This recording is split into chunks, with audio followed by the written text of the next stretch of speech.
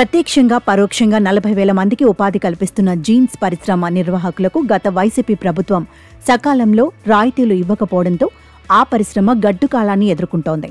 Jeans పరిశ్రమలు స్థాపించే ఔత్సాహిక పారిశ్రామికవేత్తలకు గత ప్రభుత్వం ప్రోత్సాహకాలు కల్పించకపోవడంతో నూతనంగా పరిశ్రమలు నెలకొల్పేందుకు పారిశ్రామికవేత్తలు ఆసక్తి చూపలేదు.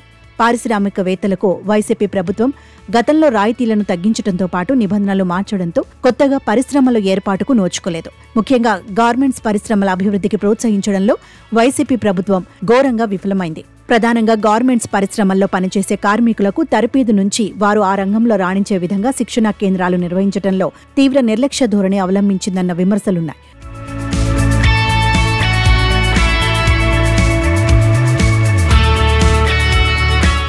ప్రస్తుత ప్రభుత్వమైన గార్మెంట్స్, జీన్స్ పరిశ్రమ అభివృద్ధికి కృషి చేయాలని ఔత్సాహిక పారిశ్రామికవేత్తలు కోరుతున్నారు. జీన్స్ పరిశ్రమ నిర్వాహకులకు సకాలంలో రాయితీలు కల్పించి ప్రోత్సాహం అందించాలని కోరుతున్నారు. ముఖ్యంగా మార్కెటింగ్ సౌకర్యాన్ని పెంచి రాయదుర్గం ప్రాంతాన్ని జీన్స్ హబ్గా మార్చాలని కోరుతున్నారు. అధునాతన సాంకేతిక యంత్రాలను సబ్సిడీతో ఇవ్వడంతో పాటు వాటిని వినియోగించడానికి అవసరమైన నైపుణ్యాన్ని కార్మికులకు శిక్షణ ద్వారా అందించాలని కోరుతున్నారు. అనంతపురం జిల్లాలో టెక్స్టైల్స్ పరిశ్రమలు వేలాది మందికి ఉపాధిని చూపుతున్నాయి. ఈ రంగం ప్రధానంగా పామిడి, రాయదుర్గంలో విస్తరించి ఉంది.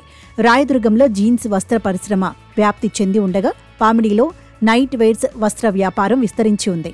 ఈ రంగంపై ఆధారపడి వేలాది కుటుంబాలు జీవిస్తున్నాయి. అయితే ఆశించినంతగా ప్రోత్సాహకం లభించడం లేదు. కనీసం వీటి కోసం ఏర్పాటు చేసిన టెక్స్టైల్ పార్కులు కూడా అభివృద్ధికి నోచుకునే పరిస్థితులు లేవు. ఈ రెండు చోట్ల కూడా వస్త్ర వ్యాపారం మందగమనంలో సాగుతోంది. రాయదుర్గంలో జీన్స్ వస్త్ర వ్యాపారం పెద్ద ఎత్తున ఉంది. సుమారు 600 యూనిట్ల వరకు ఉన్నాయి. ఈ రంగంపై ఆధారపడి ఇక్కడ 50,000 మంది వరకు ఉపాధి పొందుతున్నారు.